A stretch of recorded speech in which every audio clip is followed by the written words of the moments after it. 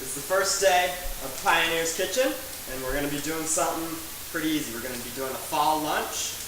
We're starting with some candied popcorn nut mix. I'm actually using white popcorn from the bag, same as you get Orville Redenbacher's or Pop Secret, whatever. And we're not going to do it in the microwave, I'm doing it straight in the stove. It just comes off.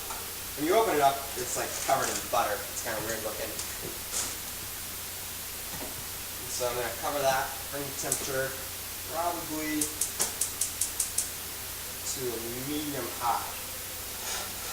I'm going to let it cover because we want to trap the air, let the kernels steam a little bit and heat up. And while we're doing that, I'm going to come over here. Almonds, cashews, and pecans. And for a little extra flavor, I've got dried cranberries and dried raisins. Cranberries, only native to North America, so they're an American food. Spice-wise, I'm going to add paprika, cinnamon. I only have cinnamon sugar, so it's going to be a little extra sweeter than normal. Ground nutmeg.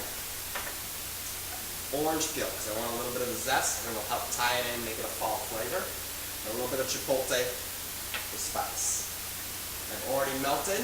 This is a 1/4 cup of butter here. I've melted this. It's going to go right on top, help combine with the brown sugar, and do a nice little caramelization. I'm popping.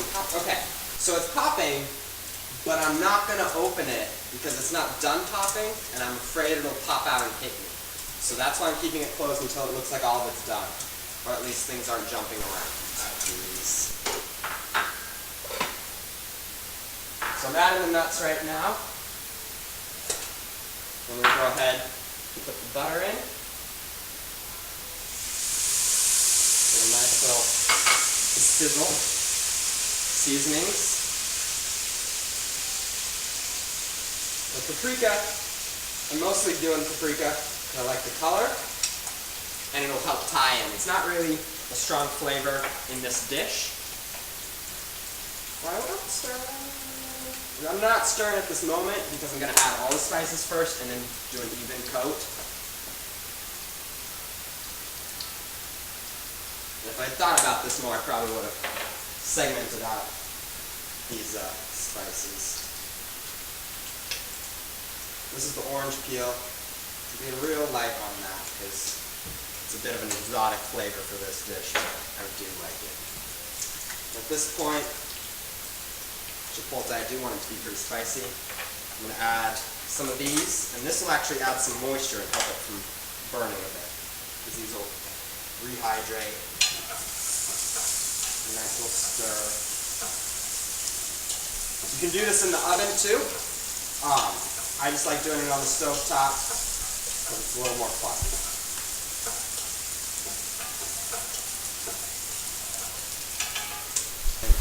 Raisins. Only reason I'm adding them not with the cranberries is because I need to stir.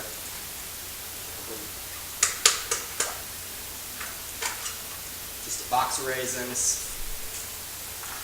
And then finish it off with the best part, brown sugar. Now, I don't particularly measure a lot of my things because I'm a cook and not a baker. I'm a cook, so that's not true. Some cooks measure. I don't.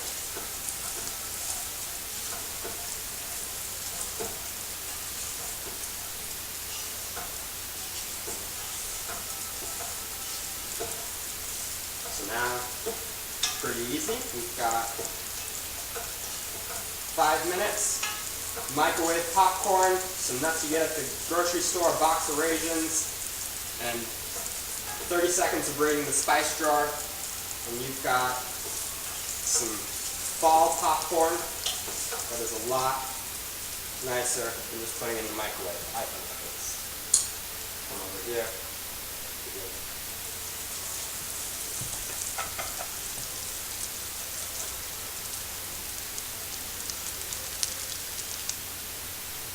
Put it on a hot pad.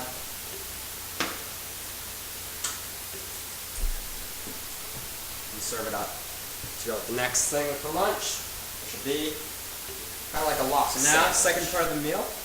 We're going to do a quick 5-minute sandwich, starting with a orange cranberry bagel. And we're going to make a quick cream cheese for it. I've got chiffonade, basil, and chopped spicy pecans. I'm just going to put all that together and do kind of a quick mix and mash here to get it all coated in. The cool thing I like about cream cheese is it's so sticky, which makes it really easy to blend stuff. I'm doing like a rock, using the back of a spoon to help mix it. It's not the cleanest method, but it's pretty effective.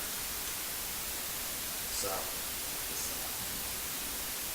I like a lot of cream cheese in this sandwich.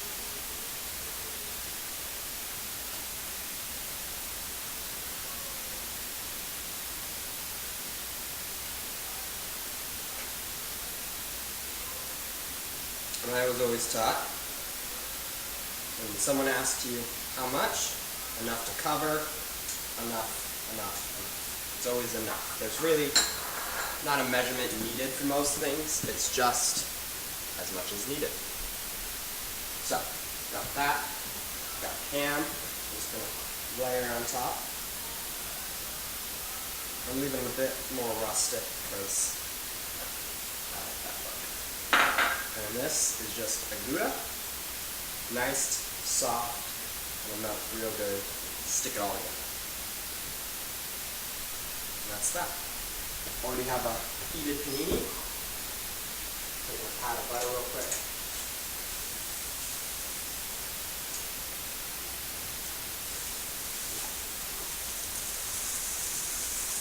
The panini in Italian means pressed, so I'm actually going to press down. I want those grill marks.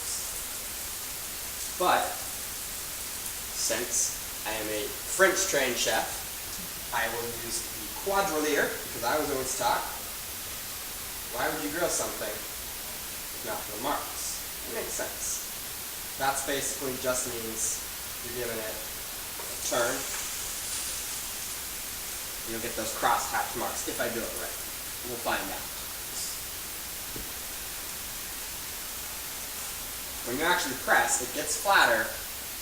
Things melt a little quicker because you're contracting the heat. Grill marks are there, but apparently I'm not pressing too evenly. One side is a little more indented than the other.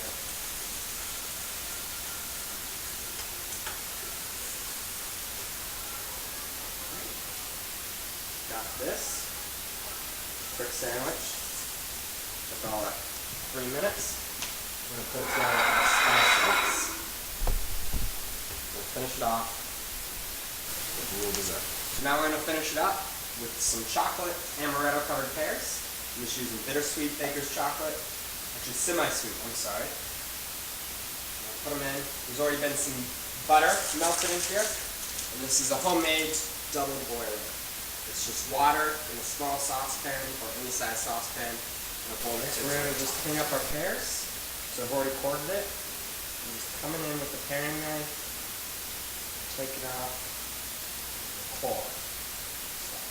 So it's pretty easy. Good. So I just put in the amaretto, and that's going to immediately change the color. It's going to get a lot darker. And since amaretto is a very sweetened liqueur, it's going to actually thicken it up a bit. And you're going to see some of the edges around it almost look like they're burning. Just kind of scrape those off with the rubber spatula, get it all in the center, keep it moving until it's the consistency you want. Now it's right about now. Looking for a little bit of a bubble around the edges. That means the sugar is actually doing something, moving around a bit. And we're going to come in, take the pears, angle, scoop a lot of that chocolate.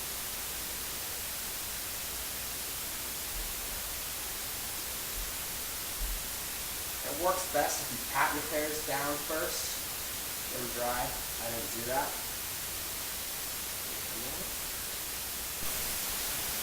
I've got 4 little spoons here, make it easy to serve. And since this pear was a little overripe, you had a little bit of softness to the flesh.